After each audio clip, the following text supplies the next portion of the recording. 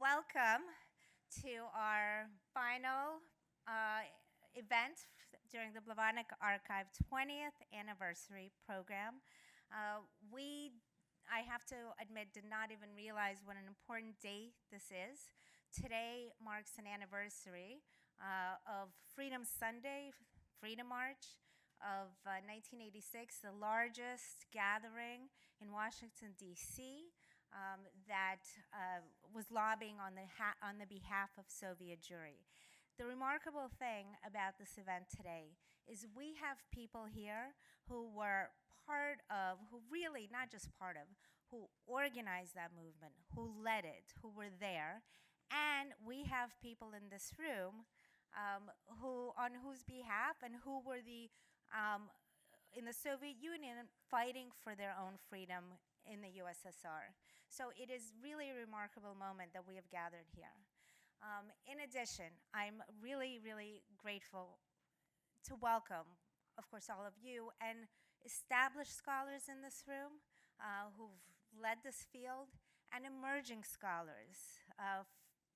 Your work is absolutely fascinating. Thank you everyone for coming so much. Family, friends, everybody who's here. Alex Blavatnik, Blavatnik Family Foundation makes all of this possible, everything that we do possible. And so it's beyond grateful, I'm beyond grateful. There is, yeah.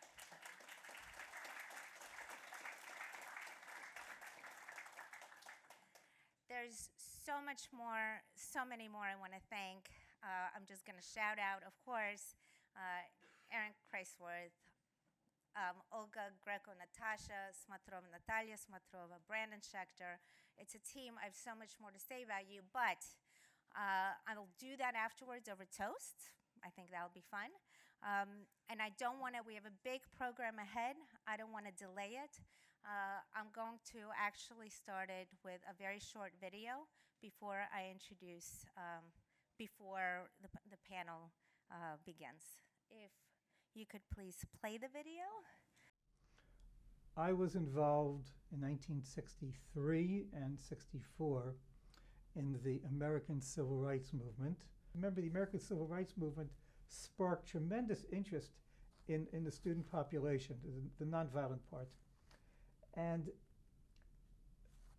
Jews, young Jews, were not yet at the point where you'd go out and demonstrate at the drop of a hat. This was still the post-Holocaust reluctance for American Jews to speak out too much. Now, at that time, it was Jewish civil rights in the Soviet Union. It wasn't immigration or anything like that. Just Jews should be able to have equal rights, to be able to live there in peace. We did so much in America for Soviet Jews. We probably were the decisive force. Israel, of course, without Israel, it never would have happened. And Israel did tremendously. But it was America, it was Britain, it was France, it was Belgium, in many places. But as much as we did for the Soviet Jewry movement did something for us. It changed us. I mean, I grew up in the Holocaust. I walked out of school with my Hebrew books with the cover to my chest. We were a little bit cowed. In a sense, we were walking around like question marks. If Vladimir Slepak could put a sheet outside his window on Gorky Street, which is similar to Park Avenue or Broadway here in New York, and on that sheet it says, "Let us go to see our children in Israel." For that, Vladimir and Masha Slepak spent 5 years in Siberia. But they hung that sheet out. That had a big effect on us, and we learned that from them. And we started to walk around like exclamation points and not question marks. Были, так сказать, были, они не были, но людям лепили клеймо допуск к секретным документам. Мама ушла на пенсию в 1971 году. Первый раз мы подали в 1978. В 1978 году, то есть она уже была 7 лет была на пенсии. За 7 лет, кроме кастрюль в кухне, никаких доступов к секретным документам у нее не было. Но это была причина, чтобы отказать. Я думаю, это немножко по-другому было, потому что мы жили в Одессе. И огромное количество людей подало на выезд. Там были огромные очереди. Люди регистрировались, люди не могли попасть. Прием был в этих местах, где принимались документы, раз в неделю. Люди стояли в очереди ночами. Люди регистрировались, кто-то вел списки. Это вообще было... Да. И они искали любую причину, чтобы людям отказать. Отказ пришел через несколько месяцев. Тогда вызывали. В такой-то день был определенный день, я, конечно, не помню какой, приема в Авере. Ну и мы пришли, и нам сказали, что по соображениям государственной безопасности, security of the state, вам отказано в выезде.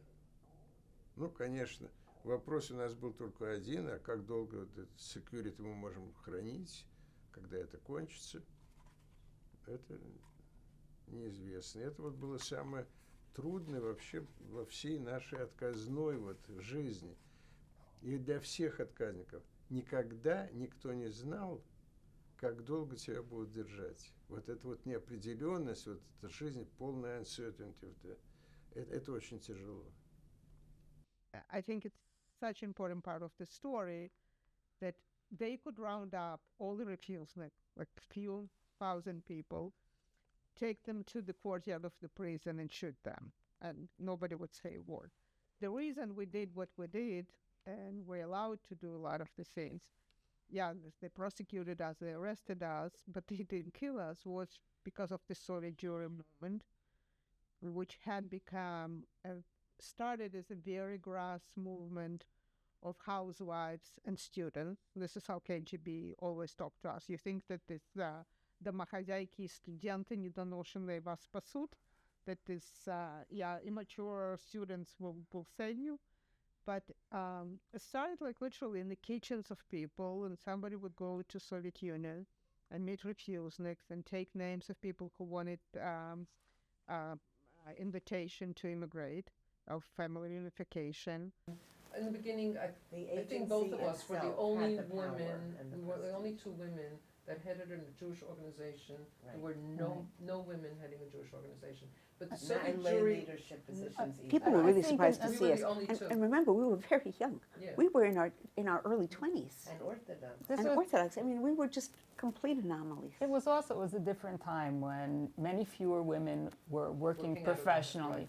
And our work, our day-to-day work, was supplemented by a huge cadre of volunteers, many of whom were women who did not have professional careers and who may have had children in school, and they therefore had a lot of time to devote to things they were committed to. And we always, had a gathering for every activist or for every Hebrew teacher or every leaders who emigrated. I remember that feeling when somebody got the permission and emigrate. It was a feeling like we will never see this person again. It was like sending somebody to the moon. Because in unity there is strength, a sense of commonality and communality. It worked for all of those who got involved as an effective tool. Without it, we never would have succeeded. We would have all been competing with one another, which was the classic way that Jewish organizations functioned. It's the first, in my mind, first opportunity where they worked as a collective and shared their energy, their knowledge. And yes, it's true, people are dying off now, got older, but the books are coming out. So the record is appearing in different places, the written record. And anyone who wants to know about the Soviet Jewry movement. The material is there to read. The films are there. It's all there. Just take advantage of it. You know, I plead to people, if I have an opportunity, don't let it slip away. It was too much of a glorious experience.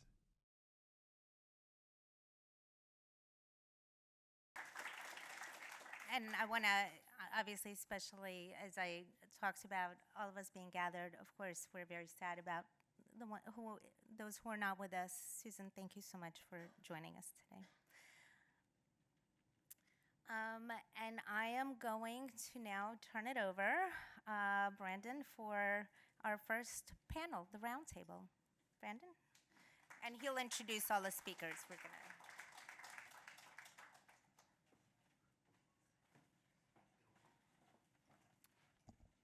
Good afternoon. Can you all hear me?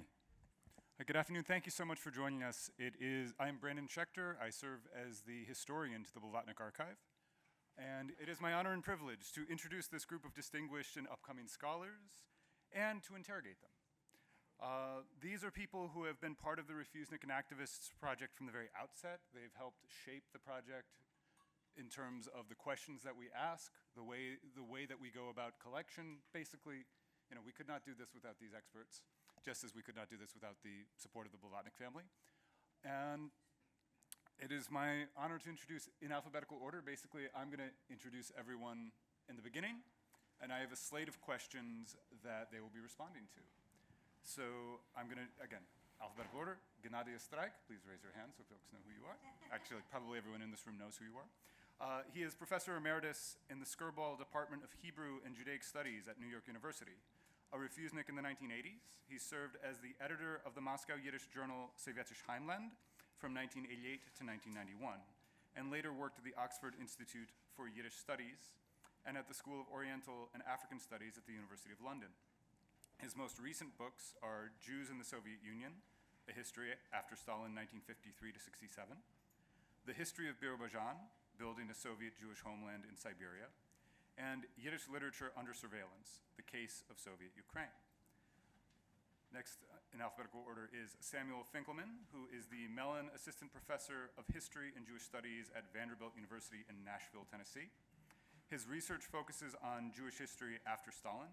His current book project, Entangled Nationalism, The Soviet Jewish Movement's Russian and Ukrainian Encounters, explores how inter-ethnic exchange shaped Jewish political thought, activism, and collective memory in the post-Stalin USSR. Next is Shaul Kelner, who is Professor of Jewish Studies and Sociology also at Vanderbilt University. He specializes in the sociology of contemporary Jewish life. His latest book, A Cold War Exodus, How American Activists Mobilized to Free Soviet Jews, received grant support from the National Endowment for the Humanities and won a National Jewish Book Award. He has served as the board member of the Association for Jewish Studies and of the Association for Social Scientific Study of Jewry. During the COVID-19 pandemic, Vanderbilt's College of Arts and Sciences recognized Shaul with an Innovative Teaching Award for creating engaging in-person learning environments. Finally, Alexander Zborovsky, technically, is a PhD candidate at the University of Pennsylvania and a visiting instructor at Bryn Mawr College. She is a historian of the Soviet Union and Jewish life in the former USSR. Her dissertation, Should I Stay or Should I Go? Jewish Repatriation, Family Reunification, and Immigration from the USSR 1945 to 1995, investigates the immigration of over 1 million Jews from the former Soviet Union throughout the mid to late 20th century. So here's how we're going to go. I have 6 groups of questions. I hope we get through them all. I will try to make sure that we get through them all. And in a few instances, I will point to who I would like to start us off answering these questions, and in some instances, they will be for everyone. And look over my way every once in a while so I can give you a sense of how things are going timing-wise. So the first question that I would like to pose to you all is, what conditions were necessary to make this movement possible? And this is a question that I would like Shaul and Sam to start off with. So, Shaul, please take it. Great. So thank you very much. Thank you to the Blavatnik family and to the foundation and to the archive and to everyone who's here, and to Julie. Thank you. I think we talk about this movement, we have to recognize we're talking about a global movement. There was activism in the Soviet Union. There was activism around the world. I focused really on the United States. So I would say very quickly just about activism in the Soviet Union. One of the things that we know about studying social movements and protests generally is that they will tend to begin in moments when repression lightens up. And that creates a sense of hope and a space for people to organize. So but that's not really where my area of expertise is. I focused on the activism in the States. And what happened in the States, there were a lot of contexts that came together. It was the 1960s. There was a lot of protest in America generally. That was a big part of it. It was the post-Holocaust era, and there was a generational conflict where baby boomers were essentially pointing an accusing finger at their parents' generation, saying you did not do enough in the 1940s, fairly or unfairly, but there was generational conflict. That played into it as well. And then, of course, there was the Cold War. And this was a moment when Americans could go and stand proudly in the streets in defense of Jewish rights and feel fully American doing it because they were fighting the Soviet Union in the midst of the Cold War. So that helped to set some of the context on this side of the ocean. And I'll pick up on the other side. It's funny because when I was looking at sources in the archives in Israel, the Central Archives for the History of Jewish People, a bunch of recently arrived emigres who were involved in the movement were interviewed about what were the sort of precipitating factors and what allowed for the emergence of Jewish descent within the Soviet Union. And of course, as with all good Jewish documents, everybody disagreed. And there was just profuse contestation over about where this movement had come from, whence it had emerged. But I teased out really two kind of narratives. And one was putting the Soviet Jewish movement into a long story of Zionist resistance that predated the Soviet experience even. But the majority in the room, picking up on what Shaul said about the lightening of repression, spoke to recent changes, Khrushchev's thaw, and how that opened up broader currents of dissent, particularly the universalistic kind of legalistic human rights movement that fought to compel the Soviet Union to uphold its own laws and signed international agreements.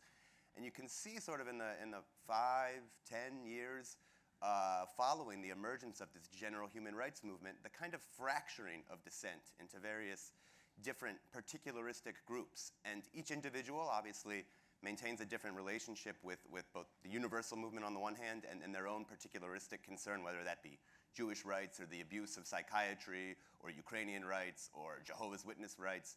But all of these streams intersected, and I think there'll be opportunities to talk more about that in future questions. But I would agree strongly with Shaul that it was actually the lightening of repression under Khrushchev that allowed for the emergence of dissent in general and Jewish dissent in particular. Thank you so much. Gennady Estraikh, would you like to add anything? Yeah, sure, but we also have to add various motivations, in addition to, of course, the climate that was possible, but various motivations why to go, why to apply, and the range is huge. And it would be wrong to say that everyone who applied for immigration or participated in the movement had only specifically a Jewish agenda. It was a combination of numerous things. I'm not going even to start listing it. And there were even cases when a Russian wife was even stronger, pushing for immigration than her husband. So this is also, and also the pressure compared to what it used to be before the Second World War. After the Second World War, the feeling of a glass ceiling was quite strong. And it was a feeling, not necessarily it was, it's impossible to distinguish quite often whether it was recently a problem to get a place at the university, to get a job, to get promotion because this person was Jewish, or because the person believed that it is because he was Jewish, he couldn't get it. So, but it created, whatever the reasons, it created a climate. Because I am Jewish, I am a second-class citizen. And as a second-class citizen, I want to go to a place where I'll be a normal citizen. This was important. Yeah, I also want to bring in this idea of more long-term factors that even put on the table emigration with an E, essentially the desire or even opportunity to leave on this table. What is it in the Soviet Union that leads Jews to conclude that this is even a possibility? And here's where I would like to bring in, answering Branda's question about what has to fall into place, is the Soviet states itself really ambivalent attitude it has to the departure of peoples from its borders or across its borders. And this is something that, and I know Gennady has written a little bit about this as well, really only happens after the World War II moment, where you have this mixing of peoples and this new idea of Jews fracturing into various groups, ranging to Polish Jews who find themselves within Soviet borders after World War II, and not just Jews, but various diaspora nationalities, ranging from Greeks to Spaniards, and the way in which the Soviet Union is really concerned in the post-war period of trying to determine who has to stay within Soviet borders and who has the opportunity to go home. And if you're looking at this from a purely legislative perspective, the forces within the Soviet state, the mechanisms that Avir would use in deciding who would leave and who would not, is really built on a variety of repatriation programs that concern not just Jews, or Soviet Jews, but Polish Jews who spend the late 40s and much of the 50s in the Soviet Union, Volga Germans, Spaniards, Greeks. And that also really sets the foundation for emigration from a little bit outside of the context of the Jewish movement itself.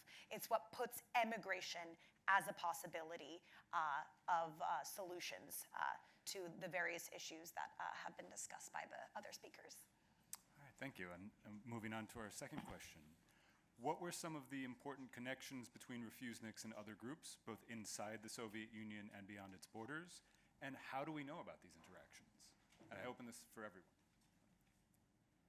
All right. I'm happy to begin with this one, as it kind of touches directly on the central thrust of my research. I'd really like to talk about kind of two groups of groups even. On the one hand, we have the general human rights movement that I mentioned earlier, this kind of wave of activists that begin to hold the Soviet regime accountable for its own stated laws and rights. And a remarkable number of the participants in this movement were of a Jewish background. The leading scholar of the human rights movement, Benjamin Nathans, estimates about 50%, 1 out of every 2 major sort of just dissident, fighting not for Jewish rights, but just for the kind of Soviet rights, the regime holding up the own rights that its constitution promises, was largely a movement of Jewish individuals from their background. But most of them had a very, very thin connection to Jewish tradition, Jewish languages, Jewish religion. And a lot of, we can sort of discern a couple of different trajectories. There were some who remained firmly committed to a more universalist agenda and never really became too interested in Jewish affairs. There were others that really had one foot planted firmly in kind of both sides, in the universalist side and the particularistic. I'm thinking here of Natan Sharansky, who of course was the most prominent Jewish activist, but was also a member of the Moscow Helsinki watch group. And then we had those who began as sort of human rights dissidents and grew very disillusioned with this what they saw as a universalistic movement trying to replace the very sort of Soviet universalism that they were very dissatisfied with. And this is individuals like Alexander Zborovsky, the most important producer of Jewish samizdat, which is, for those who don't know, the basically underground, unofficial literature of the Jewish movement. And they began sort of in the kitchens of the general human rights movement, but increasingly began to wonder, why are we not fighting for ourselves? And who are we? And this was the main question of Jewish samizdat. There was a running column of who are we? So that's one side of the picture. The other side is all of the various national groups that emerged. The Soviet Union was an incredibly multi-ethnic country. And these were all the different minority groups, from Armenians to Georgians to Azerbaijanis, but of course also the Russian majority. And most Jews that were denied the right to emigrate were deeply Russified in terms of their sort of cultural interests and cultural backgrounds, and their sort of linguistic practices. So in Jewish samizdat, it's funny because you see this body of literature calling on Jews to speak Hebrew, And yet, the vast majority of it is written in Russian and talking about Dostoevsky and Pushkin and not really talking that much about Jewish culture, which they are just beginning to discover themselves. And there are interviews with Russian nationalists, deeply anti-Semitic Russian nationalists, on the pages of Jewish nationalist journals. So the connections there between the Jews and the majoritarian Russian population, I think, are the most important in that first stage.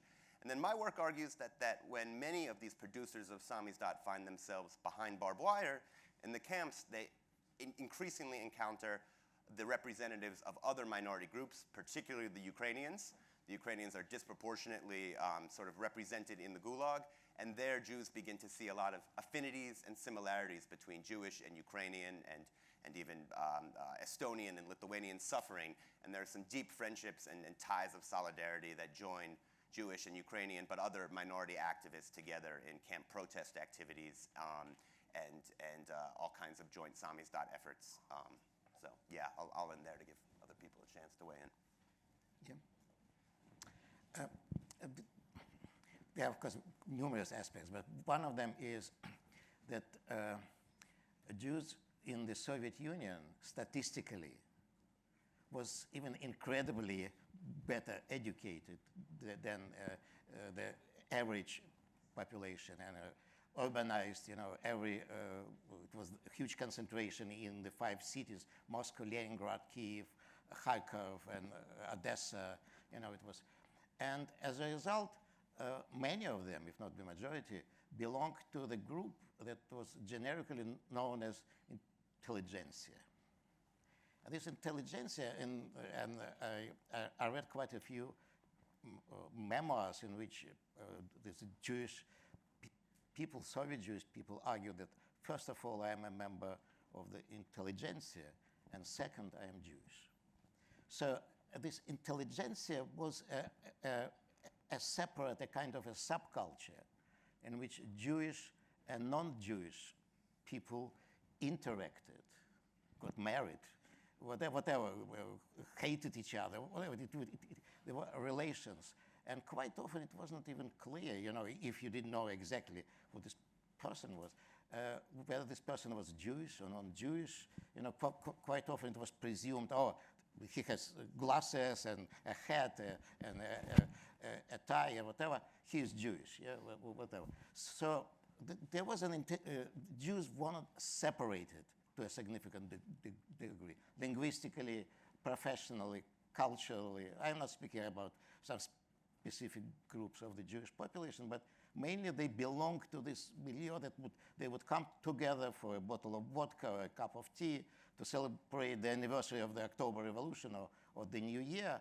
But this created a kind of a specific environment of interaction.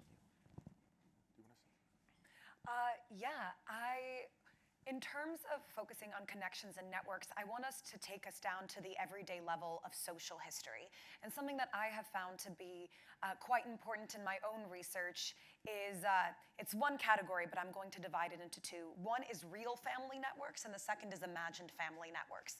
And here I'm talking about the Jews, not necessarily who are represented in the national movement itself, but specifically among the earliest emigres from the Soviet Union, those who are actually the everyday people who are crossing borders in 1967, 68, 69, 70, 71.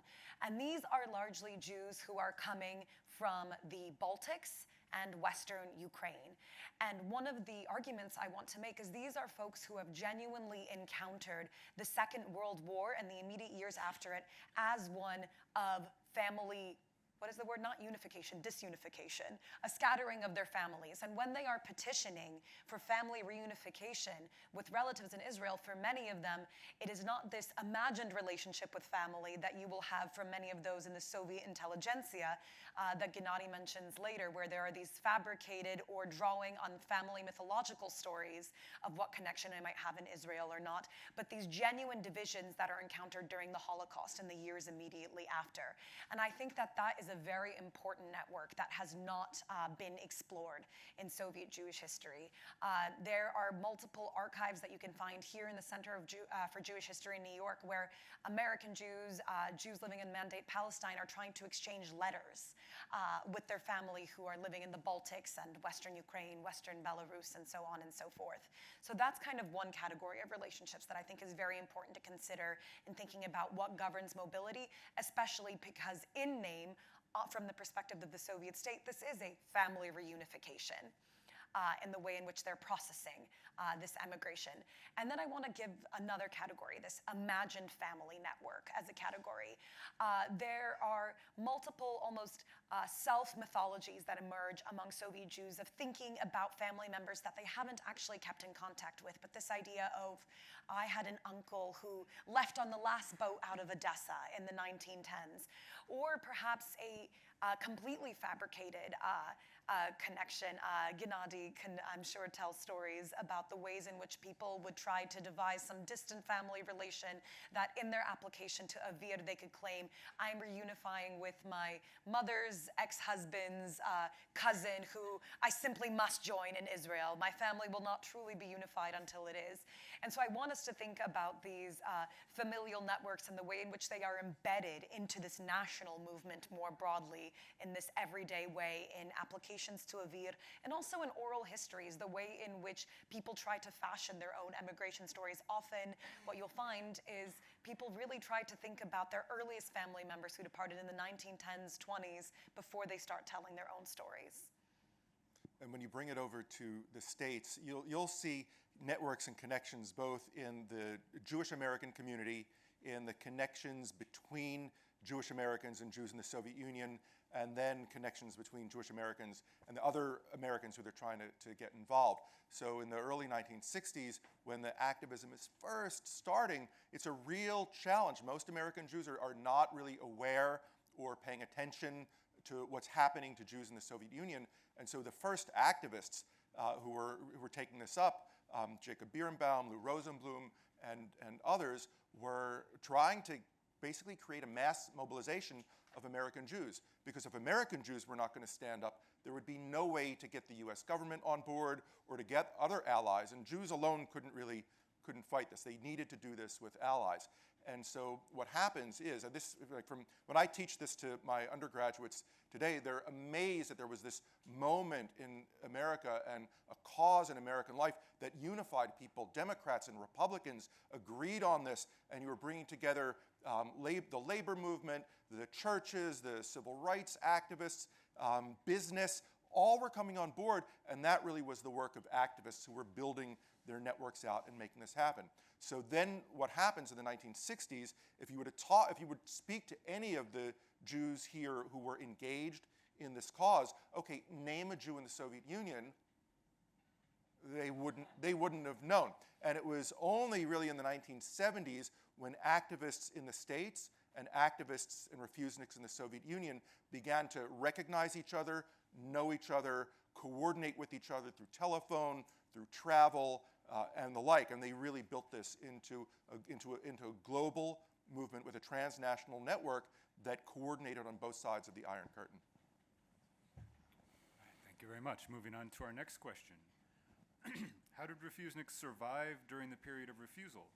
How did they prepare themselves for the journey?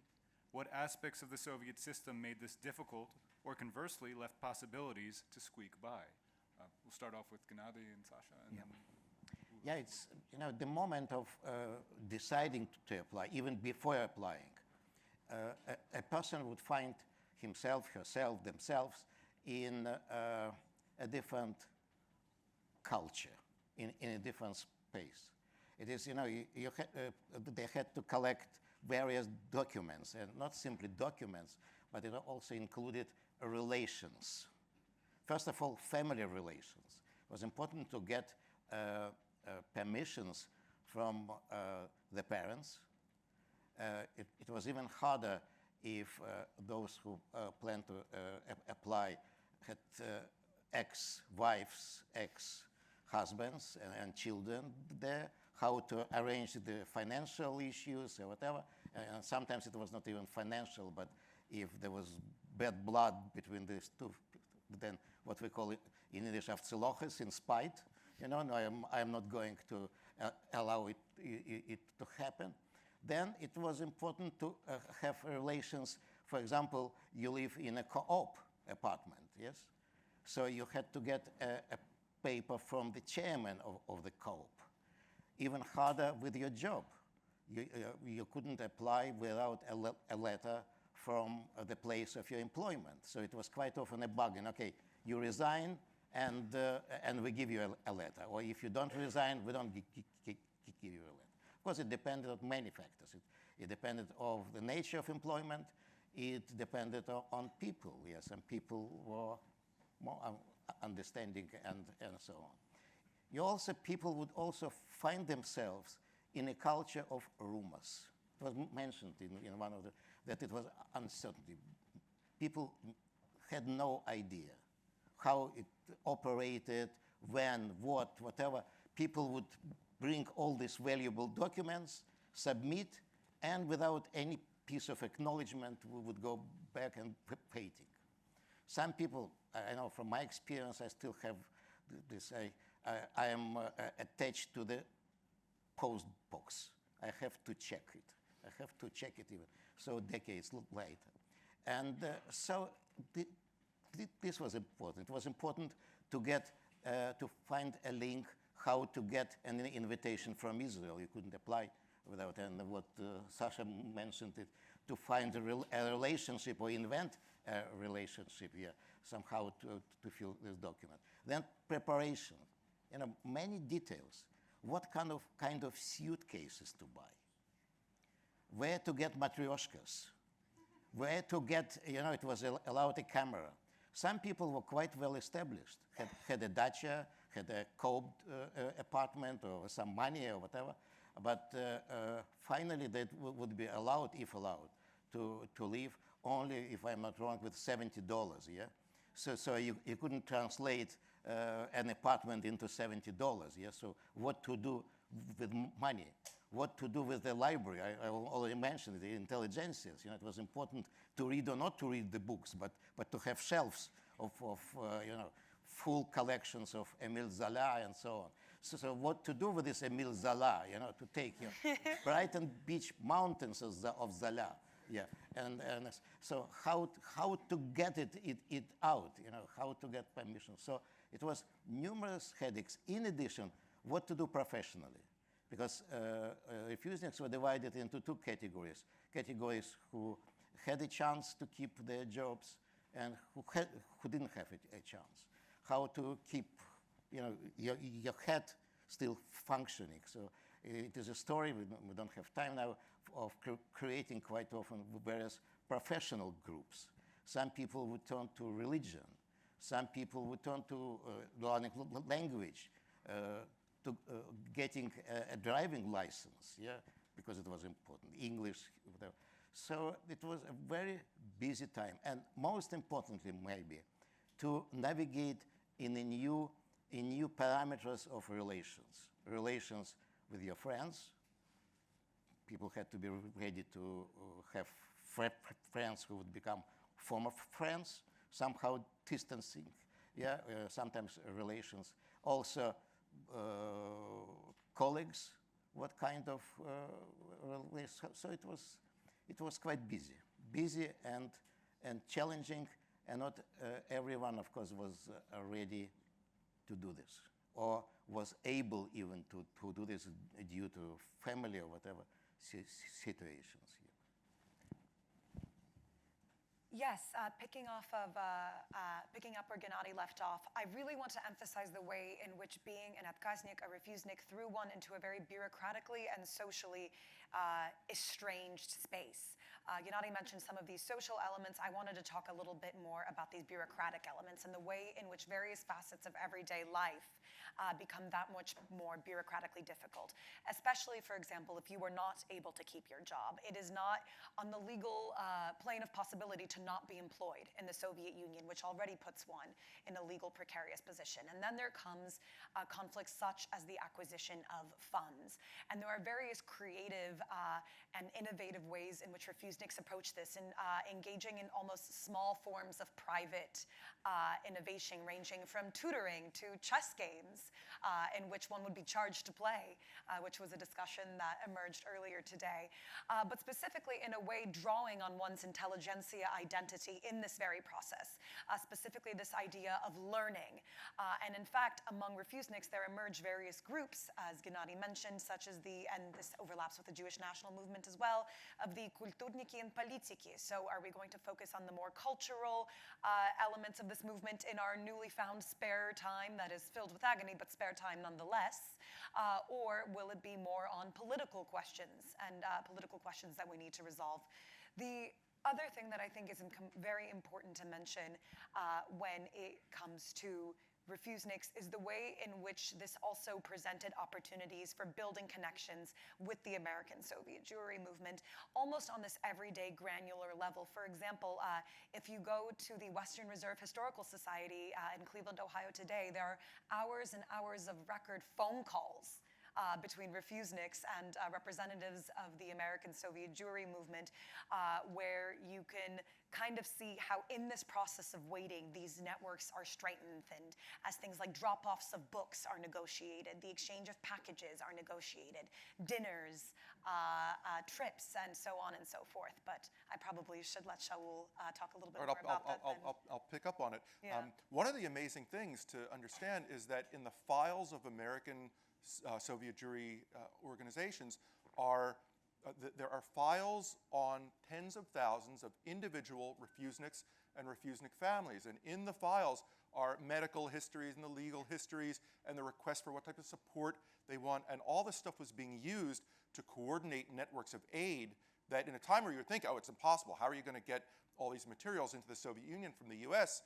Activists on both sides of the Iron Curtain figured out ways to do this. So instead of telling you stories, what I can tell you is for the Blavatnik Archive's website for Refuseniks and Activists, because there are thousands and thousands of trip reports that Americans, they were regular people like tourists, but they were going on aid missions, and they were bringing moral support, they were bringing material support, they were bringing medical aid, they were bringing legal aid, and they would write up their experiences going to people's homes. You'll see the list of the items that they brought, the types of encounters that they had. They're bringing back letters. So you're not only going to be able to see and read from the perspective of the Americans who are going, you're also going to be able to read, if you're reading Russian, to read what the Refuseniks themselves were writing. And this is all online, and it's all available to you thanks to the work that the archive is doing.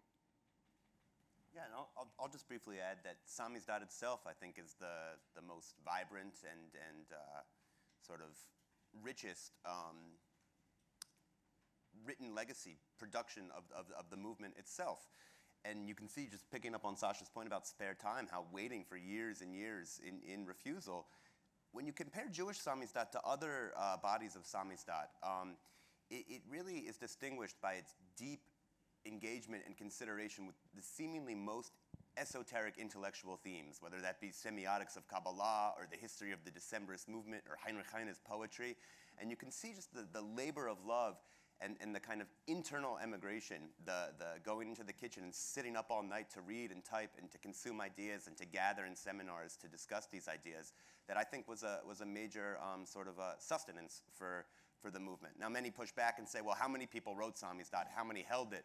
But scholars now are beginning to develop appreciation for how, strangely enough, Samizdat was actually broadcast back to millions of Soviets who tuned into shortwave radio broadcasts, whether that be sort of Voice of America or BBC.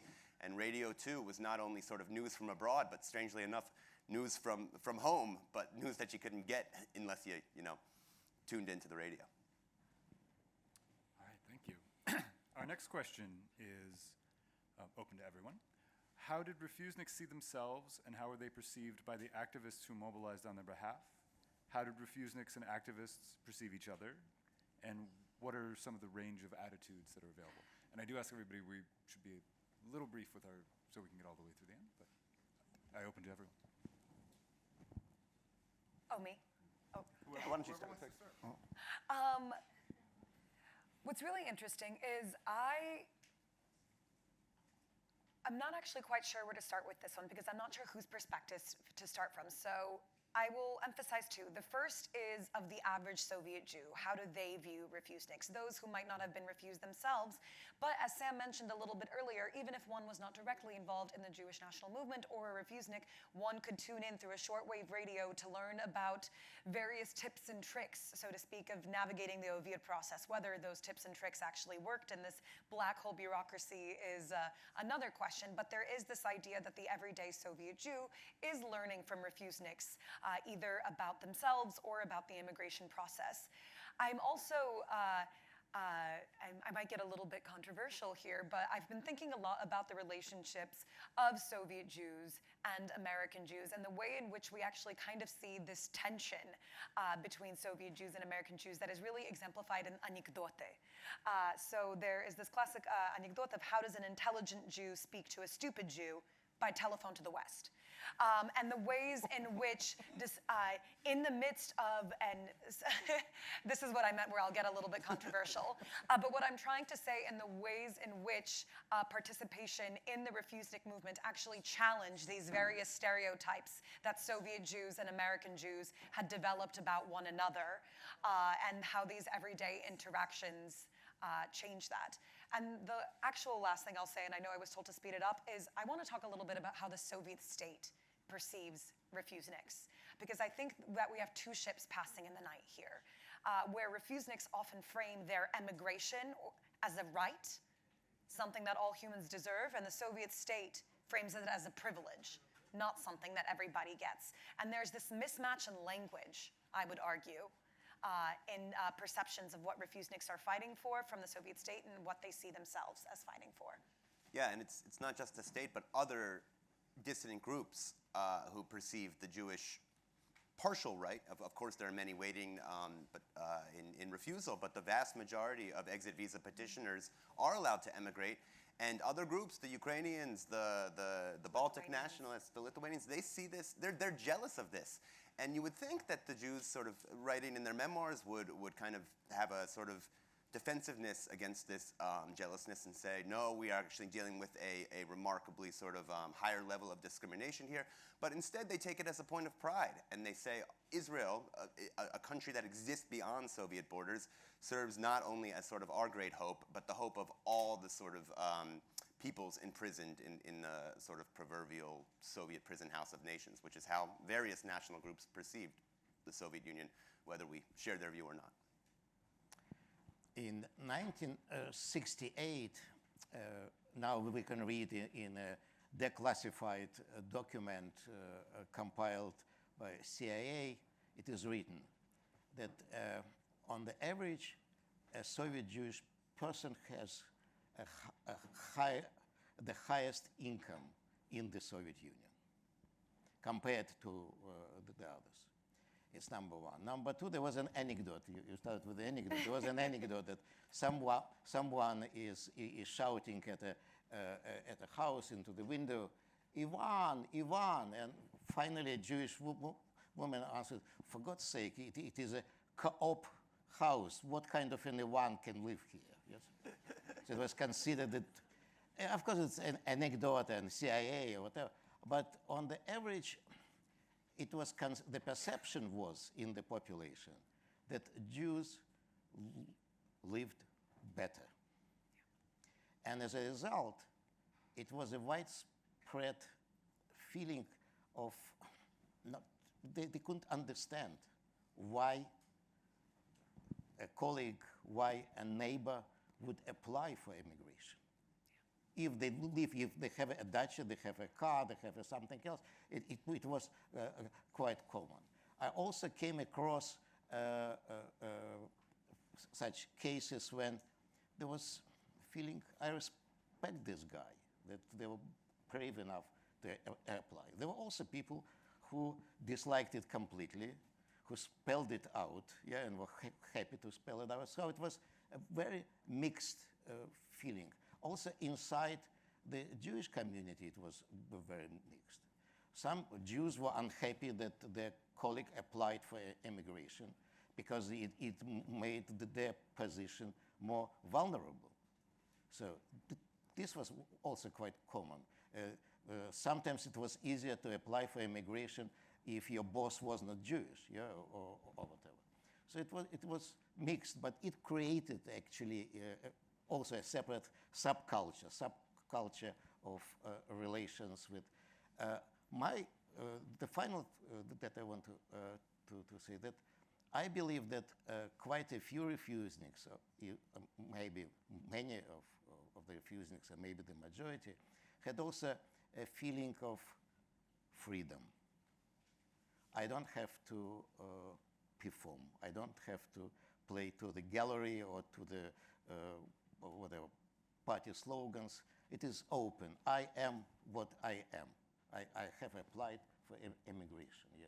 So this was such a position was also quite widespread. This is what I believe. But once again, it is extremely under-researched. It is anecdotal or whatever. It is still waiting for someone to research many things associated with immigration, and particularly with this subculture of refuseniks or people simply who applied and were in a few months on the way to Vienna or elsewhere. It is still waiting. It is also was different in Moscow compared to some place in Moldova or Uzbekistan or Tbilisi. Yeah? So it is still waiting for scholarship. And for all the differences, when after the emigration, there's a scholar, Larissa Remenek, who studied the resettlement of Soviet Jewish emigres in the US, in Israel, and in Germany. And she said across the three places that she studied, there was a crisis of failed mutual expectations, where it was a crisis of mutual failed expectations. I forget how she said it. But the idea was that each community expected something of the other. And certainly from the American point of view, what they knew about Soviet Jews, they knew about famous refuseniks.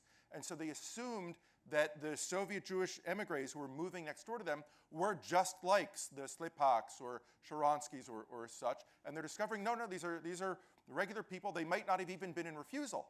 Right? They put themselves at risk at refusal by applying to emigrate, but they got out. And so there was expectations on the American side of Soviet Jews leaving for very passionate Jewish reasons and having been really, really active, which just did not necessarily match with the reality. And then on the other side, for the emigres coming to the States and then having to perform, oh, tell me your story of persecution. Well, I mean, I'm here. It was not as bad as other people had it, but a real pressure to play the refusenik. And so that caused a lot of tension in the first years of the emigration. All right. As we roll along, can each of you talk a little bit about the importance of where people were coming from and where they were to the story, both in the Soviet and American side? By this we mean, geographical differences, differences in class, differences in gender, and how that impacted this story. I'll start with the American side. There were a lot of Americans who were engaged in this movement. Obviously, most of them were Jewish, and they came in different demographics. So among the first people who got organized were the students. 1960s, Glenn Richter is here. Students struggle for Soviet Jewry. So there is a whole wave of baby boomer youth activism. But then there's another group of activism, the so-called silent generation, World War II vets and the like, who also were taking up the cause as well. And then their kids get involved. So when I'm born in 1969, I don't get involved in activism for Soviet Jewry until my bar mitzvah. I'm a Gen Xer. So there are people who also were raised in a Jewish community where the thing that you did to be Jewish was, it was God. It was not just God, Torah, and Israel. It was God, Torah, Israel, and Soviet Jewry. So you had different demographics who were getting engaged in different ways. But geographically, it was all over the place in the States. In 1973, the Politburo discussed the Jewish issue. And there was a document prepared for the discussion, of course, statistics and so on. I don't remember exactly the figures, but it turned out that by the time, the majority of those who emigrated didn't have higher education and were not from the major cities. Odessa was somehow involved, but not Moscow, Leningrad, or whatever. Yeah, and there was a significant participation of Georgian Jews and also of Jews from the Baltics, yeah, the recent Soviet Jews from the territories that became Soviet in the beginning of the Second World War. So the geography was very important. The geography changed after the United States became a destination. This changed significantly. There's more intelligentsia moved. It was also a question. The geography depended quite often on what I'm going to do there. Yes, and if I am a shoemaker, I'll find a place everywhere. But if I am a specialist focused on Alexander Pushkin, then I have to choose a place where Pushkin is in demand, or if I'm a computer engineer, and so on. And there were also cases geographically inside. There were places from which it was easier to immigrate, and places from which it was harder to immigrate. For example, from Birobidzhan, it was next to impossible to immigrate. There was no Avili even in Birobidzhan as an institute. You couldn't apply. So as a result, a few people emigrated only after moving from Birobidzhan to another place, say to Chernovtsi or whatever, and to apply for immigration. I knew a person who lived in Kryvyi Rog in Ukraine. He moved also to Chernovtsi because from Chernovtsi it was easier to immigrate. In general, it was I believe, Zvi, you have an article about this immigration from the Western territories. It was easier. So geography certainly played a role, in geography and time. They were linked significantly. Also, it is interesting to discuss the geography of settlement in the United States. Who would go to Boston and who would go to Brighton Beach? Or my first landlady in Brighton Beach was from Kiev and said, for God's sake, I couldn't settle in Brighton Beach, it's Odessa. She bought for herself an apartment in Bronx, yeah, and an apartment in Brighton Beach for renting, you know. So it is also interesting how it operated, the whole migration in the United States. I think that geography is just simply essential to our understanding of the foundation of Soviet Jewish emigration. And I want to say that more broadly, Soviet Jew is a thin cover for a mosaic of identities. And I believe the official statistic going off of what Gennady mentioned is that in the first 5 years of Soviet Jewish emigration, this 1967 through 1972, though only 10% of Jews in the Soviet Union reside either in the Baltic states or in Georgia or in Bukhara, they represent over 50% of all emigres in these first 5 years of emigration.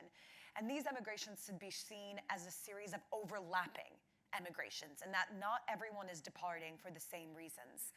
And they're also not departing the same kinds of spaces. I've talked a little bit about Baltic Jews, so I want to turn, for example, to Georgian Jews as an example. Georgian Jews are emigrating, I would argue, a lot less in response to Soviet anti-Zionism as it emerges in the public sphere in 1967, and far more in response to the anti-religious campaigns that Khrushchev launches in the early 60s. And you can quite literally see this if you apply an urban history lens to it, in that the areas of Georgia in which synagogues are shut down in the early to mid-60s are the first villages from where Georgian Jews begin to leave. They're not leaving from Tbilisi. In fact, the majority of Jews in Tbilisi, Georgian Jews in Tbilisi stay. It's from these small villages where the Council for Religious Cults of the Soviet Union is shutting down synagogues that Georgian Jews first begin to leave. And so I think when you take this microscopic lens to geographies, you can almost see to a certain extent in which Soviet Jewish emigration at the scale that it ended up happening was not inevitable, because it took a series of everything from the exigencies of World War II and the Holocaust as it was experienced in the Baltics, Georgian Jewish responses to anti-religious campaigns, and all the way to these bigger intelligentsia glass ceiling disillusionments that you see far more in urban areas such as Moscow and Leningrad that had to have a confluence in the late 60s and early 70s, and even more so thinking about what Shaul has said about the United States getting involved. And we can talk a little bit more about, perhaps at a later time, the way in which Henry Kissinger himself starts allocating more funding towards noshrim, or those who drop out, instead of those who want to go directly to Israel, because he's so intent on maintaining good relations with the Arab League in the Middle East that he sees it as less risky for Soviet Jews to come to the United States than it is for them to go to Israel. So many factors had to come together, and so many different geographies. And for all these reasons, the heterogeneity of Soviet Jewish experience is really important, but I think we should also think about some kind of through lines across this vast geographic space, the sixth of the world. And no matter where they were, Soviet Jews either were or were perceived as, paradoxically enough, the core of the Russian intelligentsia. They were sort of seen as Russians par excellence. And I think this is one reason why the labor camps actually become a really important incubator of Jewish national politics and culture, because it is there where Jews encounter activists from other movements. I'm thinking, just kind of, illustrate this with one example.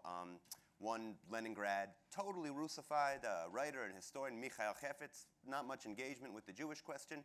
He goes to the camps in Mordovia for publishing a Joseph Brodsky samizdat poetry collection. He writes an intro in it which critiques the Soviet suppression of the Prague Spring. And when he gets to the camps, who teaches him how to be a Jew? All the Ukrainian activists who say, why have you Jews so long been the sort of priests of the temple of Pushkin?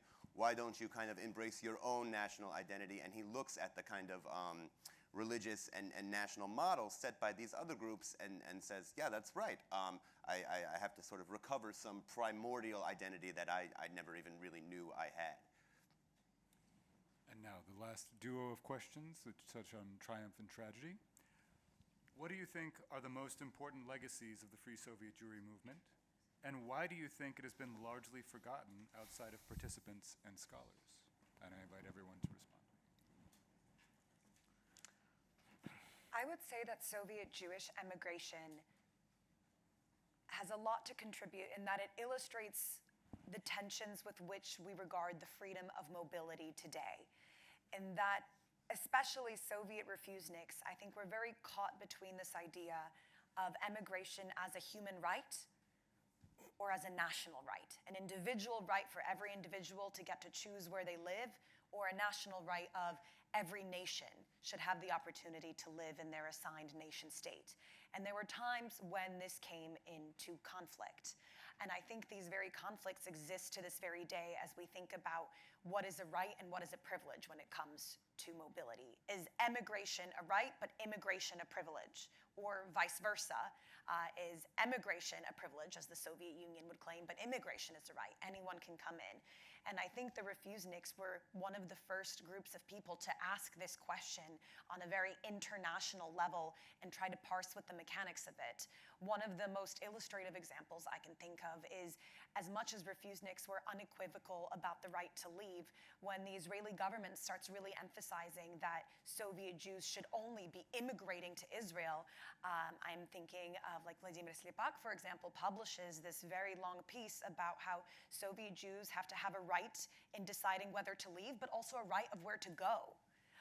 And there is not a necessity that every Soviet Jew must go to Israel, which puts him more on the end of seeing mobility as a human right instead of a national right.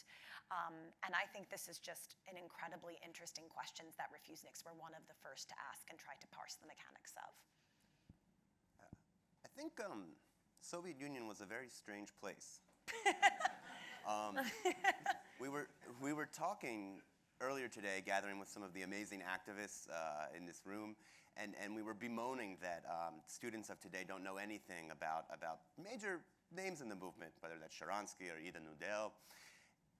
my students who are brilliant and smart kids, they don't know Alexander Solzhenitsyn. They don't know General Zhukov. This society that was so much at the center of 20th century politics defies a lot of categories if you've grown up in today's world in the 90s and the 2000s. And I think the Soviet Jewish experience especially defies those categories. And those categories are either a lachrymose history, a sort of view of Jewish history as sort of a veil of tears, or on the other hand, a triumphant history of Jews overcoming this tragedy and being sort of agents and makers of their own history. And if you take one or the other of those two paradigms, I think you miss so much of the fascinating sort of gray zone between. Just to give you the example of 1948, taken as the beginning of the Black Years, the darkest period of Soviet Jewry, which of course I do not mean to diminish at all, but in that year, who wins the Stalin Prize for a book about Nazi atrocities against Jews? Ilya Ehrenburg, a Jewish writer. What do we do with this? What do we do with this crazily contradictory society? And I think its failure to fit so many of contemporary categories is both, you know, on the one hand, the reason it has been forgotten, and is also, I would say, sadly, its greatest legacy is the sort of erasure of this memory, which is why I'm so grateful for organizations like the Blavatnik Archive for bringing us all together and providing the resources to all kind of collectively partake in this recovery. There are many legacies of all this. I'll mention only one, is the demography. You know, as a result of the immigration, if I remember correctly, the Jewish population in the United States added 10% of the population. In Israel, it's even higher. The German Jewish community nowadays is essentially those who came from the former Soviet Union, and it's also in other countries. Another legacy that Eastern Europe, to a significant degree, is empty. Yes, there are some pockets here, but it is empty. Of course, what is going on nowadays can contribute also significantly to this emptiness. Yeah, this is important. As why it is, you know, it was still a process. It was not for a historian, maybe. It was for journalism, for sociology, for political science. There are, you know, sometimes I came across such an article that, you know, 15 pages on the topic, that it turned out that people who came with a reasonable English had a better chance to find a job than people who came with no English. You can find such articles as well. But now, 50 years later, at least 50 years after the 1974, maybe, at the beginning of the immigration to the United States, the dust is more or less down. And it's easier, there's a new generation. It is very hard to research if you are part of the story. It is better to be much younger and to be detached, knowing that the language, but to be detached from the events. This is it's very important for a historian. That is the difference between writing autobiographical history and writing history. Yes. So maybe the time is now right to focus on this history, yes, and to start. Because a few years ago, when I was still not retired at NYU, we were thinking about organizing a conference of Soviet Jewish immigration specifically to the United States. We sat down and started looking for people. And we said, no, we don't have people for such a conference. I believe that now there are people for such a conference, and it's the illustration that the right time came to do this, yes. Yeah. And from the context of the American movement, a lot of American Jewish activists got involved thinking that they were going to save Soviet Jewry.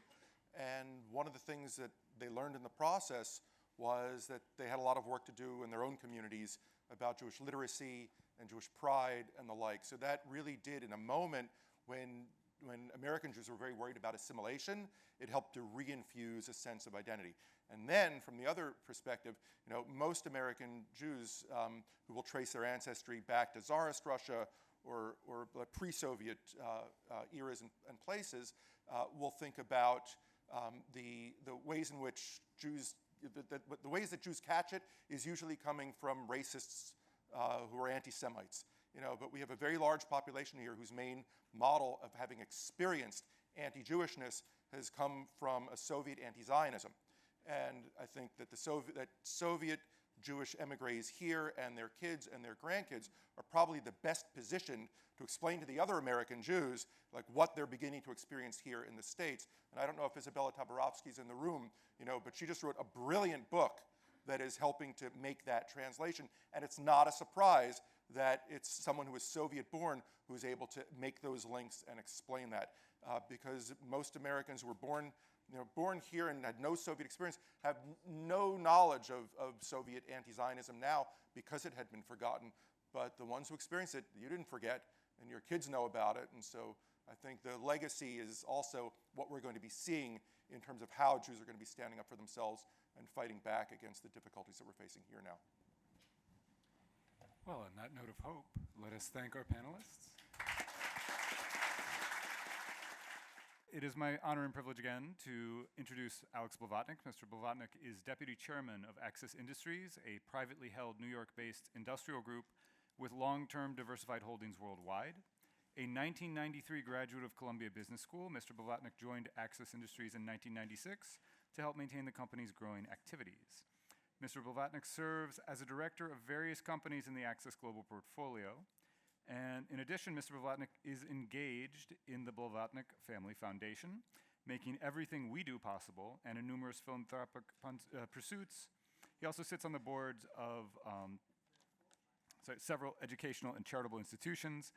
Finally, Mr. Blavatnik is the executive director of the Blavatnik Archive, and he resides in sunny Miami. I turn things over to Alex Blavatnik.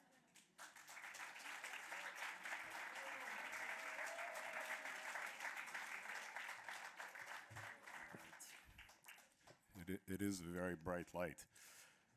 And you can hear me, right, everyone? Yeah, okay. I'll do my best. So you can hear me. Thank you, Brandon. It's a very nice intro. I must say the staff of the Blavatnik Archive has done an incredible job, not only with this fantastic and important event, but over the entire 20-year life of the archive. My brother and I and our entire family are extremely proud of your achievements. Julie.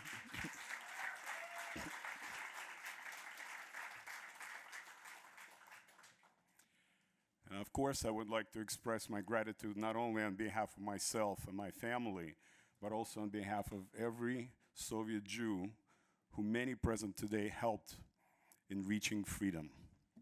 Without your dedication and hard work on both sides of the Iron Curtain, I would not be standing here today before you and my many friends and relatives. So thank you from the bottom of my heart. I cannot think of a bigger mitzvah and a bigger gift that you could have given us. So many of you, thank you so much. As you can see, I'm not a scholar, and our interest as a family in this topic stems from a deeply personal experience of emigrating from the Soviet Union and coming to this beautiful country and its wonderful people who took us in, made us feel at home, and gave us boundless opportunities. The Blavatnik Archive often focuses on personal stories. So we at the archive thought it might be interesting for our guests to hear my personal perspective on my life in the Soviet Union as a young boy, as well as leaving my home and coming to America. My time is limited, so forgive me for focusing on just a few moments of my early life and skipping over many details. And a lot of these details were actually hashed out by the panel, and I heard many things that were related to me and my family, like leaving with $70 or $60. I thought it was $600, but Gennady probably knows better. I was a little kid, and I remember you know, that's all the money we could take. And I remember my dad, after we spent all the money we could, you know, and whatever things we could bring, my dad would walk around and gift money to everyone around, literally. You know, even people who lived in our, you know, in the backyard of our building. So all those things actually happened. So let me start. I was born in 1964 in the city of Chirchik. Yeah, it's a presentation here. There was a presentation of mine. So there we go. Yeah. And so the city of Chirchik is in Uzbekistan. That's little me.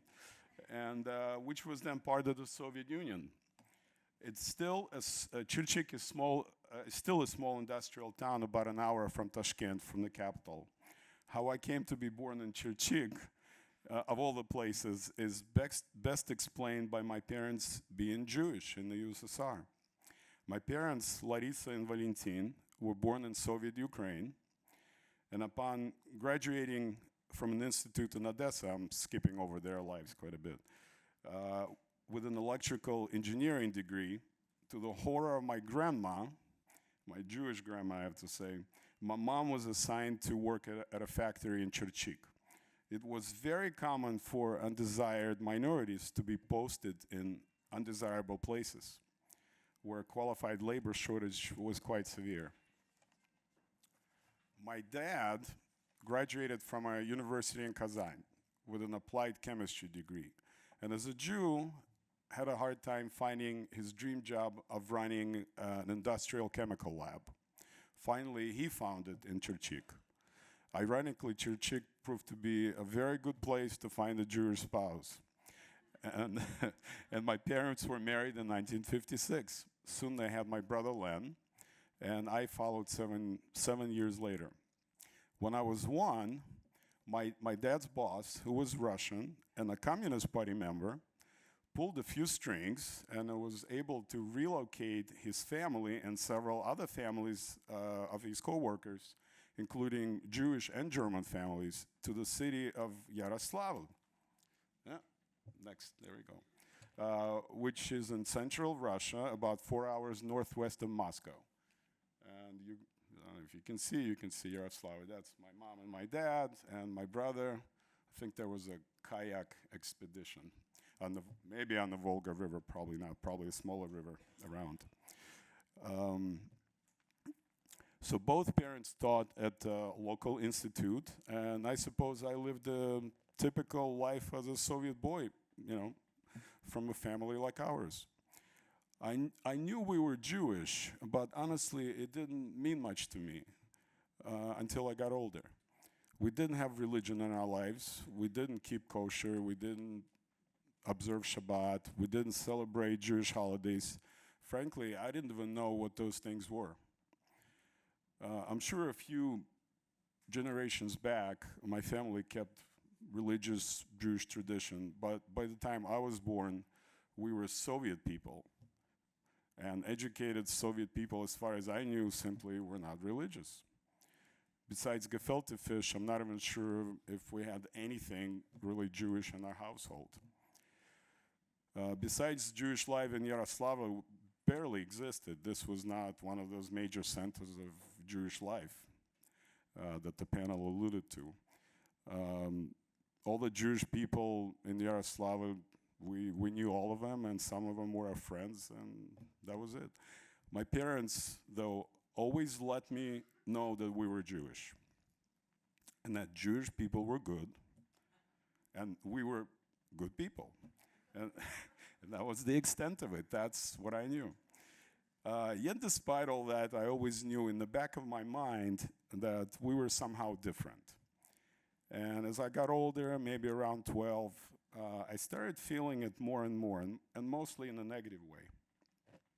I'll give you a few early examples of my discovering what it meant to be Jewish in the Soviet Union. My hometown teacher at my school had a journal of all the students in the class that she kept on her desk. It had each student's name, grades, and of course ethnicity. Mine always said Jewish, and I was the only Jew in my class. One day, I'm looking at the journal, and I noticed that it says Russian next to my name. I asked my teacher why, and she said, "Be quiet, don't ask any questions. This will be better for you this way." I still don't know if it was her own initiative to protect me, or it was my dad who bribed her to do it. But it made me realize very acutely that something wasn't right with my being Jewish. Then I remember summer camp. There were about 40 boys in a big room with bunk beds, and when the lights went out every night, all the kids, all 39 kids, would start telling Jewish jokes. And these jokes were mean and demeaning. I doubt any of the kids have ever met a Jew or even knew that I was Jewish, but they found these jokes funny, and I found them devastating. It was dark, and I kept quiet and cried every night. So when my parents came to visit a couple of weeks into the camp and asked me how it was going, I told them about my evenings. Dad immediately took me out of the camp, and as he didn't want me to be exposed to this abuse. So that was my kind of second memory. Another story that stuck with me was my participation in a Russian language Olympiad, which is a competition of sorts. I think all the Russians or Russian Jews here would know. Yeah. There were many kids in a big room, and a teacher would ask a question related to the knowledge of Russian, like grammar or literature. The first student to raise a hand and answer a question correctly would get a point. And the overall winner would advance to the regional competition, so this was a big deal. When it was over, I knew that I had won. As my memory was much better than it is right now, I actually remembered who got points, and I kept count, and I knew that I won. However, when the winner was announced, it was another girl from my class. She was a nice girl, but I knew that she didn't win. I protested, I don't know, quite loudly, I remember. But I was told in front of everybody to keep quiet and not stick my nose where it didn't belong. I'm still convinced that the system, which included everyone at the school and by extension the whole country, simply could not allow a Jew win a Russian language contest. Whether it was, as Gennady said, whether that's true or not, that's my perception of it. And as I got older, these incidents happened more often. Then one day, when I was probably 13, I was walking through a gloomy, cold winter Yaroslavl with my dad, and the conversation turned to my childhood and how my dad regretted that I had to grow up in the Soviet Union. Now, you have to understand that all my life I've been indoctrinated by everything around me, except maybe at home where we simply didn't talk about these things, at least not in front of me. That I live in the best country in the world, that I'm lucky to have the happiest childhood possible, especially comparing to horrible places like imperialistic America and Zionist Israel. I didn't even know what those terms meant, imperialism, Zionism, but I knew that they were not good. But I have to say, despite the propaganda, I knew that some of it was bullshit. America was always respected in my family, and I knew that Israel was a Jewish country. And that cannot be bad, since we were Jews and we were good people. But again, I knew those things, but I never talked about them. I never gave them much thought, as my head was busy with being a teenager. So I remember I turned to my dad and I tell him, "Dad, why do you say that? What about my happy childhood, my happy Soviet childhood?" So dad stops, faces me and says, listen here, son, it's all Soviet lies. Soviet people are oppressed, don't live as well as you think, especially Jews. You just don't know any better. Wait until you grow up and start dealing with what we adults have to deal with. And I don't want that for you and for your brother. And in fact, we plan to leave and go to America. Our relatives in Odessa already applied for an exit visa. Your brother with his family is about to apply. And we will be next as soon as we get our own invitation from Israel. Don't talk about it to anyone outside the home, but this is what's happening. Well, this was definitely a shock, and as you can imagine, my life was never the same. Soon our relatives in Odessa left for America, writing how amazing it was there. My brother followed. We received an invitation from Israel. It's another story how that was accomplished. We applied and received an exit visa in early 1979. 1979, by the way, turned out to be the largest year for Soviet Jewish immigration. I believe around 52,000 got out that year, correct me if I'm wrong. Soon after, it went to almost zero when President Reagan called the Soviet Union an evil empire. So we were quite lucky to get out when we did. And I remember being very excited to leave and join my brother in New York, right here. If you read Shalom Aleichem, or if you read Shalom Aleichem, he often describes shtetl Jews imagining the streets of New York paved with gold. And, well, that was me. That was me imagining that. By the way, as soon as we applied for an exit visa, my parents were fired from their jobs and faced all kinds of humiliation at work as traitors to the motherland. And I actually today found out, from what I think Gennady was saying, that I probably faced humiliation way before they applied for the exit visa. I just wasn't aware of it. I personally was called up to the school principal's office, whom I liked and respected, and in front of many teachers and administrators, she asked me if I were being taken to Israel against my will.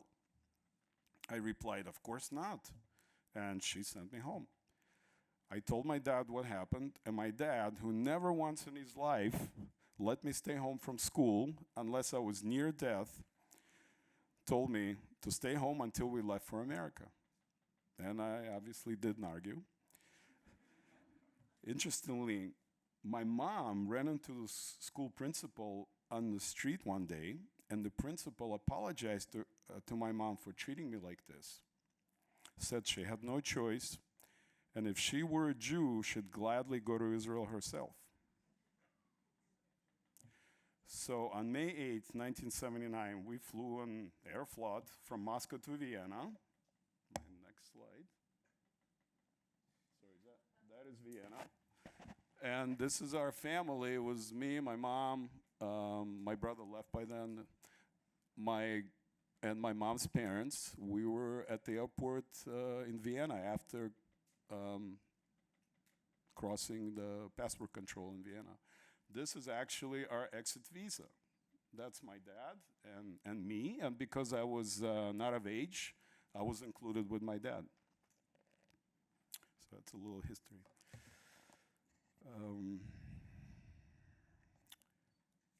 When we cleared passport control in Vienna, we were met by a group of people in a specific pecking order. First, there was a Russian-speaking man from Israel.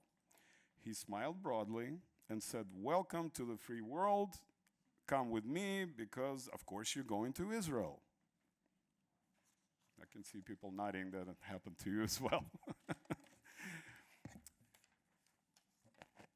I could see my dad turn pale and quietly tell him that, no, we're sorry, but we already have family in New York and we must go to America. I could tell my dad was ashamed in front of this man. The man tried to convince us for another minute, but there were other people in line behind us, and he moved on. Next, it was a representative from an American Jewish organization, HIAS. And Alex Smukler is here, who ran HIAS for many years, and thank you, Alex, for everything you've done. And we told them that we wanted to go to America, and HIAS took care of us from that point on. And because my grandpa was sick, we actually stayed in Vienna for 6 months and never went to Rome, as most other Jewish immigrants did first, before flying to the US.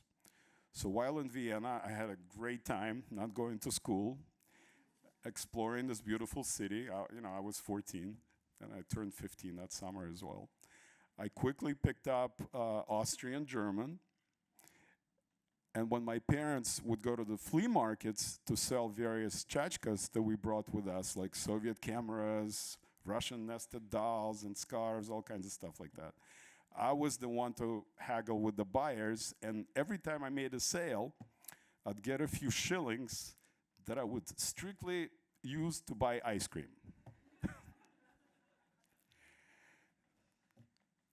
We eventually received the permission to enter the US, and on October 11th, 1979, we arrived at JFK.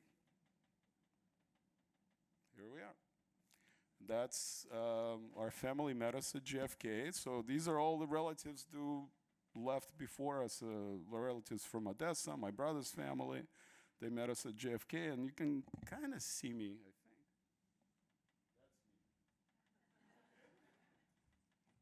I had a mustache by then, and I was only 15. So we settled in Washington Heights, as you can see, next to my brother. Life was again exciting for me. I was going to school, kind of, then summer camp, learning English, hanging out with other kids like me, and there were quite a few of us, because 1979 was the biggest year for immigration. But it wasn't easy for my parents. A Jewish organization, Nayana, supported us. I'm not sure if anyone is here from Nayana. Misha. Thank you, Misha. Misha's from everywhere. I didn't realize you were from Nayana as well. Thank you, Misha. So Nayana supported us, but my parents didn't speak much English and had a hard time finding jobs in their fields. Eventually, my dad found a job in Dayton, Ohio. There we go, Dayton. So Dayton, Ohio. That's my first passport. And that's me, I was a swimmer, and that's me swimming for a high school in Dayton. And that's where I ended up living for 12 years, finishing high school and college, finding a job, and integrating fully into American life. And the rest is history. Many things have happened in my life, but next slide.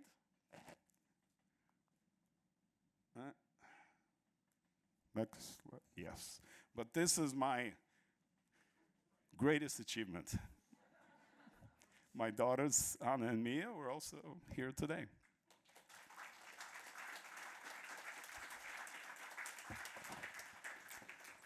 They approved this photo. We looked at quite a few before. Thank you. And one final note. When we first arrived in New York, it was so beaten into me to keep it a secret that I found it virtually impossible admitting to anyone that I was Jewish. I remember meeting Russian-speaking religious Jews in New York who were teaching me about Jewish life and traditions, and I couldn't believe how free and proud they were about being Jewish. And it took me many years to get comfortable with it, but now I'm extremely proud of my Jewish heritage and identity, and I'm not afraid to say so.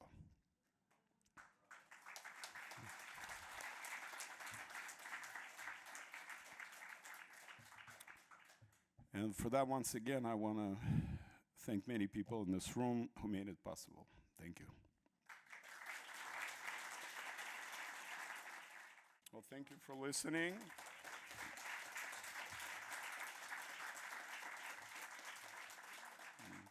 Thank you for coming. Now it's my pleasure to introduce our final speaker, Zvi Gitelman.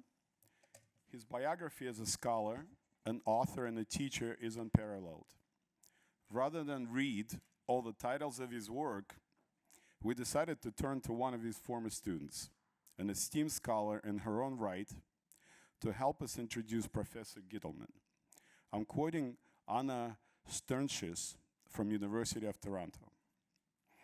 Zvi is a pioneer in the field of Soviet Jewish studies. His monograph on Yevsektia, Jewish Nationality and Soviet Politics, the Jewish sections of CPSU, 1917 through 1930, was field-changing. It shifted the conversation away from a narrative of Soviet policies simply suppressing Jews and reframing the story as one of the Soviet government addressing Jews as one of the nationalities within the multi-ethnic state. It also opened a serious discussion about Jewish participation in the Soviet project itself. For example, the extent to which Soviet Jewish policies were formulated by Jews rather than imposed upon them. His book, The Century of Ambivalence, remains the gold standard for teaching Soviet Jewish history. His work on the Holocaust in the Soviet Union was simply pioneering. Crucially, he was the first scholar to interview Soviet Jewish veterans, long before anyone else undertook such work, and long before the Shoah Foundation and the Blavatnik Archive existed. His articles, later his book, on the transition from Soviet to post-Soviet Jewish life became foundational for debates about Soviet Jewish identity. Zvi trained, mentored, and supported hundreds of young scholars in the field, including many who came from Eastern Europe. In doing so, he helped them enter North American academia and ensured that Soviet Jewish studies would develop to include the voices of people who actually lived in the regions and communities it seeks to understand. We, the Blavatnik Archive, are honored to have had the opportunity to work with Zvi and to learn from Zvi since our founding. Zvi, the floor is yours.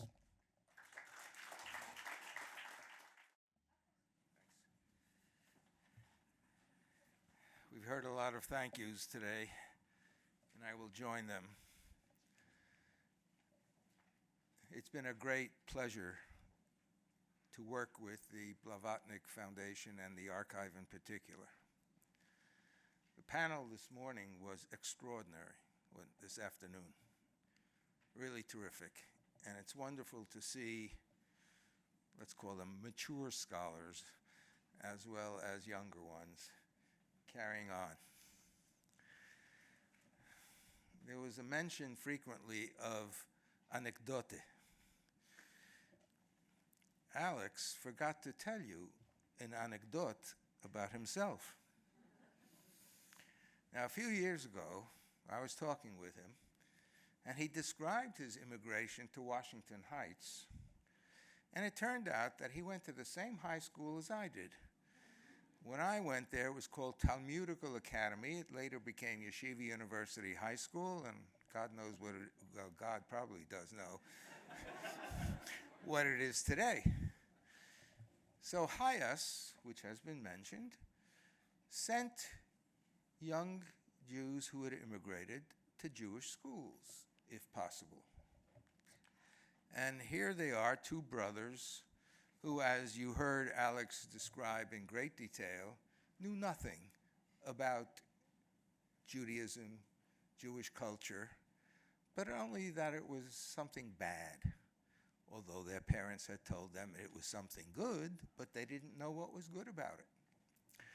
So they go to class, and they go to math class, which I flunked probably, and they say, this is math?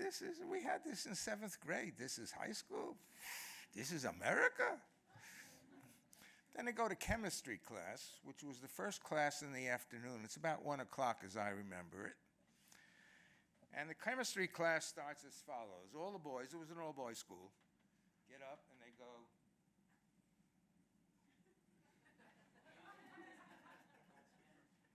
And one turns to the other and he says, "This is how they learned chemistry in America?" It was a yeshiva. They were davening mincha, the afternoon prayer. And then it turns out you and I went to the same Columbia, too. So we have a lot in common. I have to tell you one more anecdote, however, because I think it was Sasha who was talking about real families and non-real families.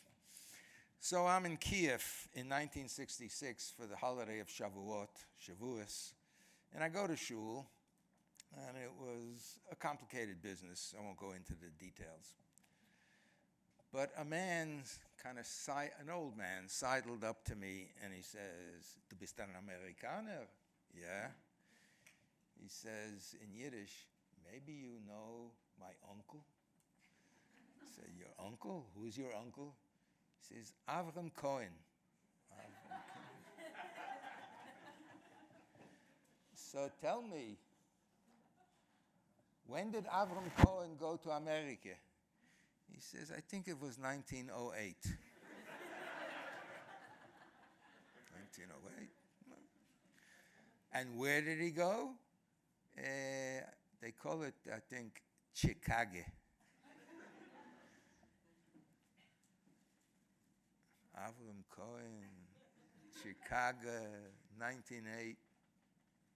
I look at him and I say, "I'm sorry, I don't know him."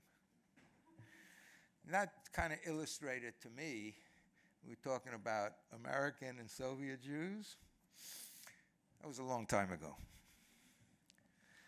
So we're dealing with a terrific project which aims to take a lot of resources which are scattered all over the world, bring them together, and provide educational and research materials.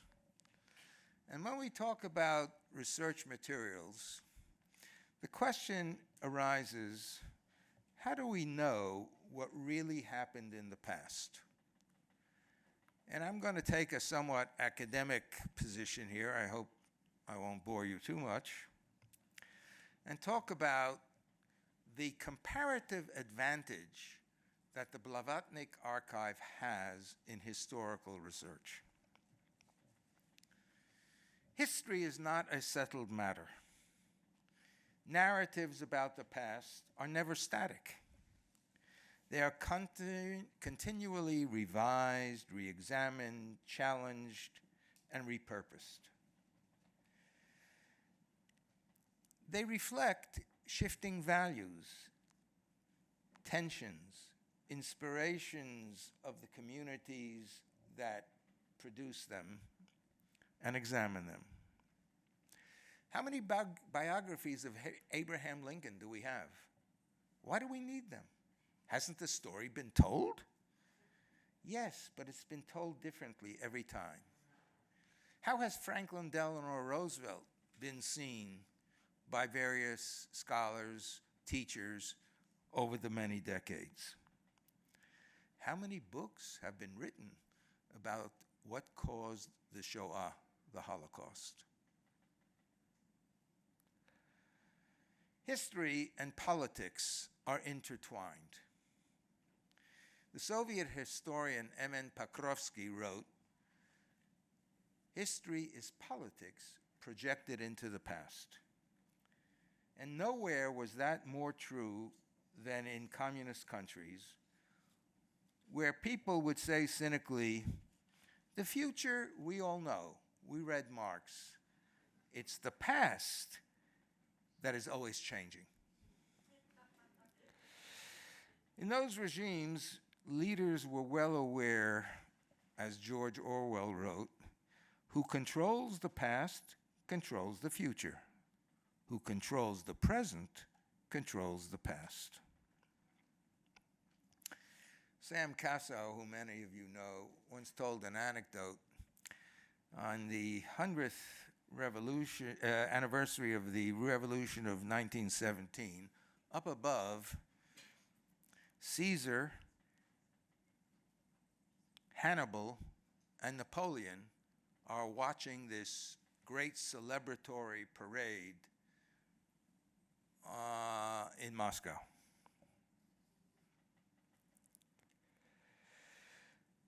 And Caesar says, if I had missiles, I would have won the wars. And Hannibal says, if only I had tanks instead of elephants, Carthage would have defeated Rome. Napoleon is quiet. They look at him, and he's thumbing through back issues of Pravda. And he says, if I only had Pravda, no one would have ever heard of the Battle of Waterloo.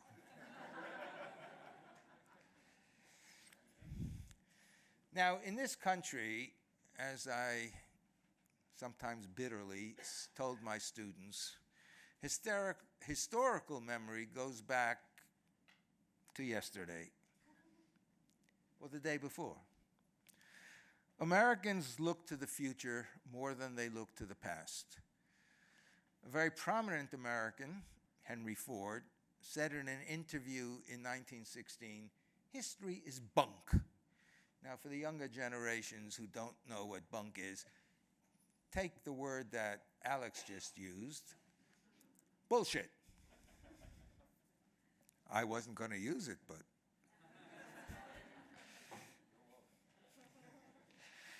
History, said Henry Ford, who could produce cars but was not a great scholar, history is nothing that we can learn from.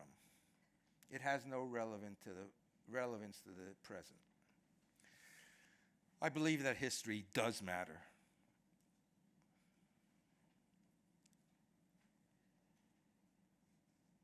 It's a real issue. It has real consequences. Tell me, is Crimea part of Russia or of Ukraine? Are Moldovans really Romanians, or are they a separate people?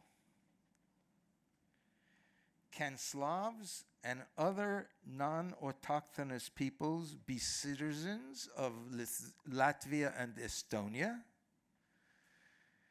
In the early 1990s, they could not be.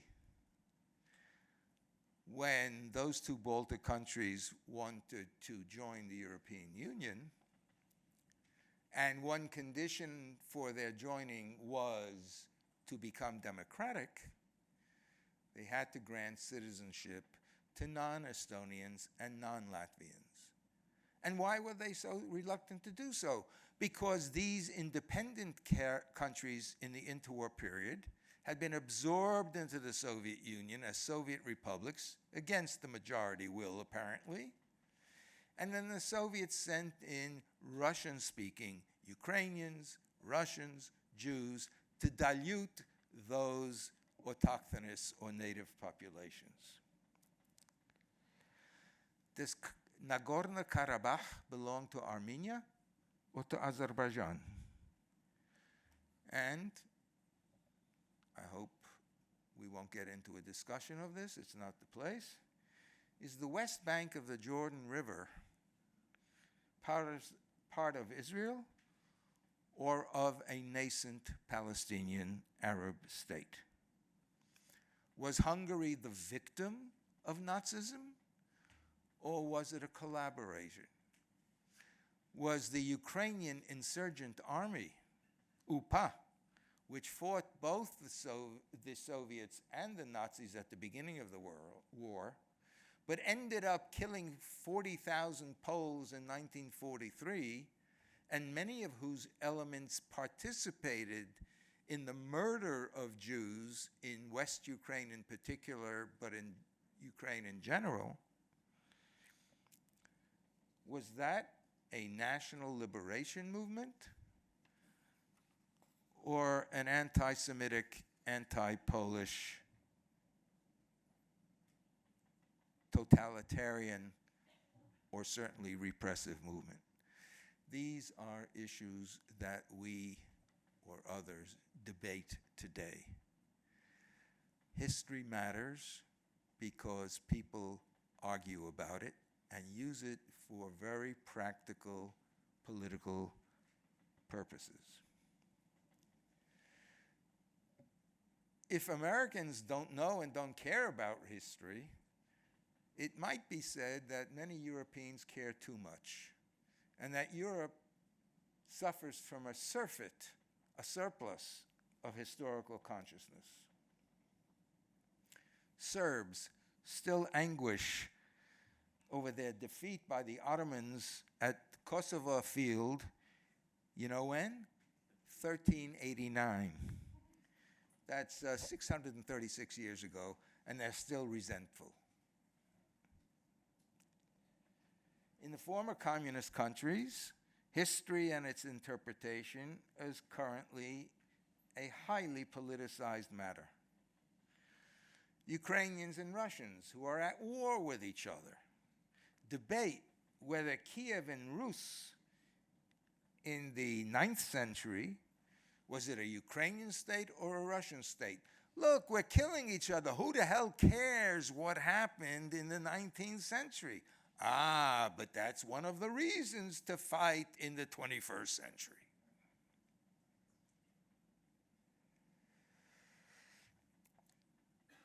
In 1991, when Yugoslavia broke up, one of the 6 republics of Yugoslavia declared itself the Republic of Macedonia. 2 of its neighbors, Greece and Albania and Bulgaria, made a geshrai. What? There's no such thing as a Macedonian. Macedonian is a Bulgarian who speaks bad Bulgarian or is really a Greek who has been Slavicized over the centuries. So the Macedonians in their capital, Skopje, built an enormous statue of Alexander the Great, a Greek. Nasha. And the country was forced to change its name to the Republic of North Macedonia. Now, how do we determine, if we're looking outside at these cases that I've cited, how do we determine what really happened, quote unquote? The oldest and the still most dominant form of recapturing what happened is through documents, whether they're in hieroglyphics or in cuneiform or in written languages. That's what we look to first. Are documents reliable? Think about Soviet documents. Think about Alex's registration in the document which said what his nationality in school was. He did an amazing transition. One day he's Yevrey, the next day he's Ruski. It's a document.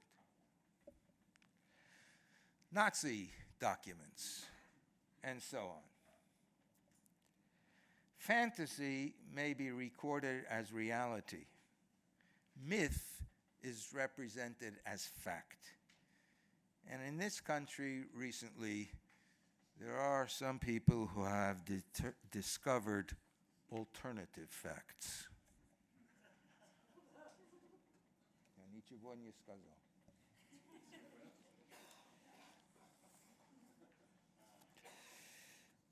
So let's use another term, oral history. It's another technique. As far as I know, I'm not a professional historian, and I never took a course in historiography. So this is a pretty subjective view of things, as are all oral histories and many documents. Oral history was looked upon very skeptically a mere 50 years ago. It's become increasingly accepted, as far as I can see, in the scholarly world. Holocaust history was written first, most prominently by Raoul Hilberg, who also got his PhD at Columbia. And it was based solely on German documents.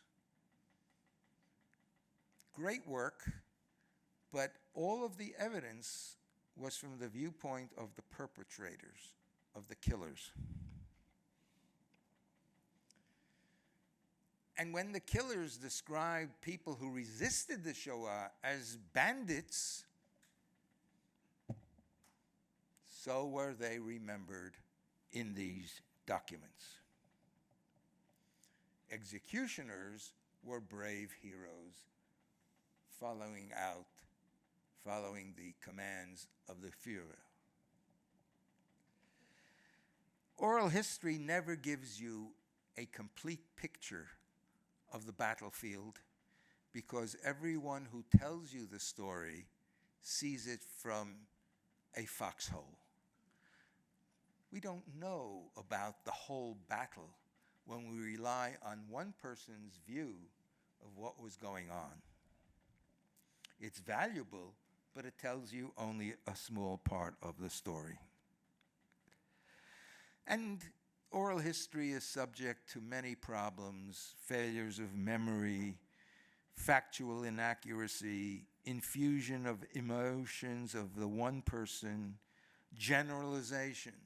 As a kid, I remember sitting in shul with survivors of the Shoah, and there was a debate. Who was the worst? And if you came from Hungary, the Hungarians were the worst. If you came from Romania, you said, no, the Romanians were worst.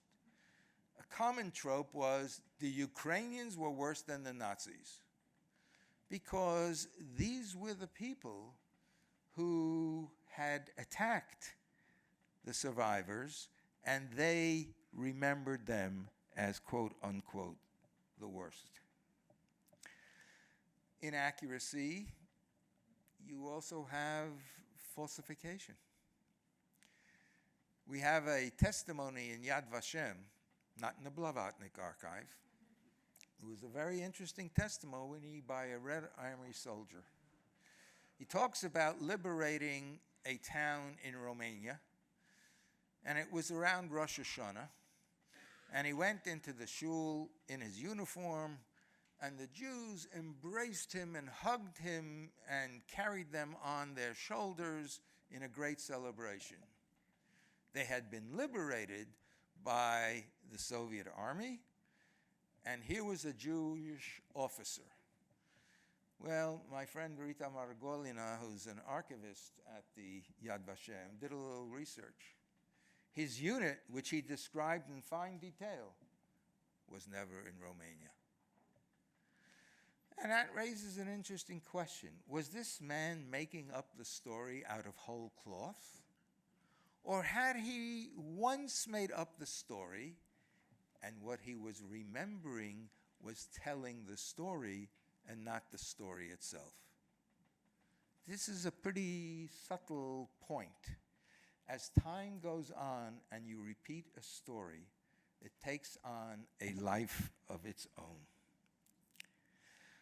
Well, but we do have pictures, we have photos, we have movies. Photos don't lie. I was talking with Magda Teter earlier about problems of teaching in a university. AI. Photos can be made to lie. Gennady and I were talking before about a book that he and David Engel are going to publish, and he's been put through all kinds of machinations on the pictures that are on the book to make sure that they cannot be distorted, right? Did I get that? So, what do we do? How do we find out what really happened? In the Soviet system, forget about it. I have a big poster in my study at home, which is called Druzhba Narodov, или Bratstvo Narodov, Friendship of the Peoples.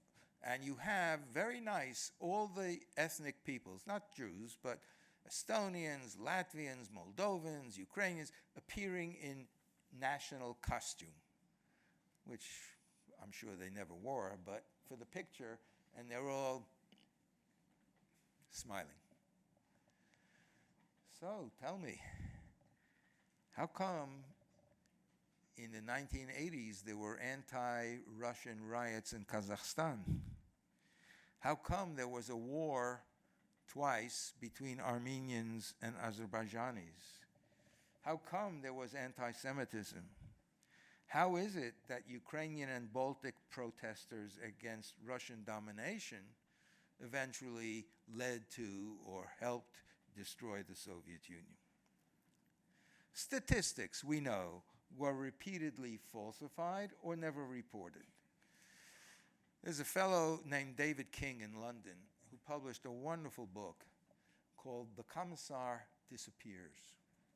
And what David did was take Soviet pictures and show, this is before Photoshop, certainly before AI, show how they were manipulated. In one picture you have Stalin, Lenin, Trotsky sitting on a bench. And in the next picture, the commissar disappeared. Trotsky is no longer there. When I was younger and even more chutzpahdik, I was in the Lenin Museum in Moscow. And I'm looking at the pictures, and they show the seizure of the Winter Palace in Petrograd in 1917. And I look at the photo, and I called over the lady in attendance who was watching everybody very carefully, and I said, "Excuse me, but there's something wrong with this picture." And she says, "Молодой человек, it's absolutely perfectly straight. What are you talking about?" I said, "Well, it may be straight, but it's wrong." "Что ты говоришь? How can you say that?" I said, "I think there's a person that's missing here. The head of the Military Revolutionary Committee who led to the downfall of the Tsars. I think his name was Bernstein, Bronstein, maybe Trotsky. Can't be. He was a traitor. It could not have been him." No. Reality. My reality and her reality. So, how do we get closer, if not completely, to the truth? I'm going to tell you about one woman, read to you what she said, and show you how she said it. And this is from the Blavatnik Archive. And Julie, you've been thanked only about how many times? Take one more. Nesia Katz. She was born in Vinnytsia in Ukraine in 1916. Bear that in mind. Her parents died of typhus when Nesia was 3 years old. In 1919, this was quite common. Either pogroms or typhus or the war. She began working at age 11, also quite common. And then she completed nurse training while working at a sewing factory. Well, in 1939, on September 17th, the Soviets invaded Poland, and in 1940, they invaded Finland. Nesia Katz served in the Soviet army at that point. She stayed in the army, and in 1941, she went to the front, and Nesia, her job was to drag wounded soldiers from the front to a field hospital. As you'll see, Nesia was not exactly a very large woman, but she did it, and she was wounded at Stalingrad. In the interview in the Blavatnik Archive, one segment shows Nesya taking her oath of induction to the Red Army. I will show you the oath. Here it is. Read the document.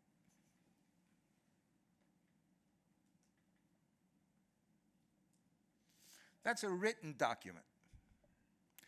I will now read you the document as oral history, quoting her. And I'll be somewhat dramatic. I, a citizen of the Union of Soviet Socialist Republics, am joining the ranks of the Workers' and Peasants' Red Army. I pledge to be honorable, conscientious, and carry out all orders from my commanders. If I violate this oath, let me be punished according to the law. Watch her taking the oath. Подошла моя очередь, по очереди. Каждый подошел к доске. Я вас приветствую.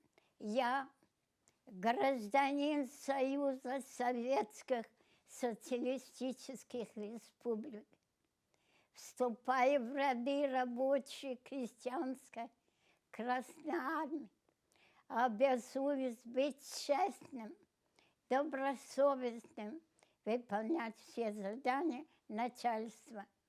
В случае я нарушу присягу, пусть меня карает по закону. 68 years after the war, at age 93, a small woman dressed in her wartime uniform with the commemorative medals expresses with clear emotion her loyalty to the Soviet Union, her commitment unto death, to a system that had rescued her from orphanhood, had given her a vocation of sorts, and which she served loyally for decades.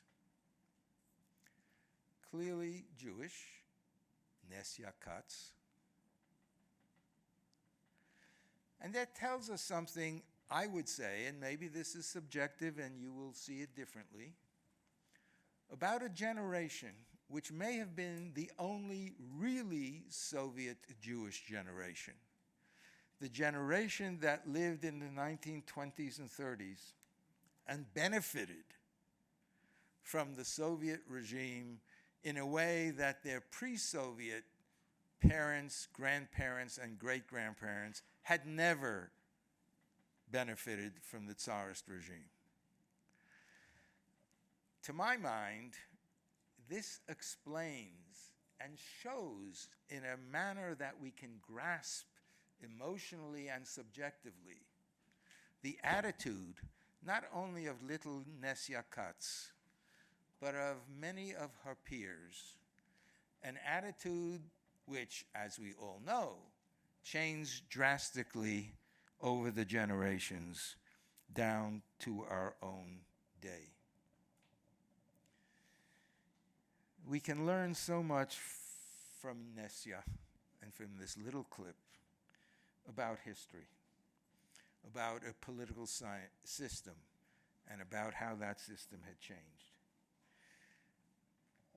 To be able to do so is an achievement of the Blavatnik Family Archive. It is not the whole answer, but it gets us closer and closer to understanding. And for that, we are all grateful.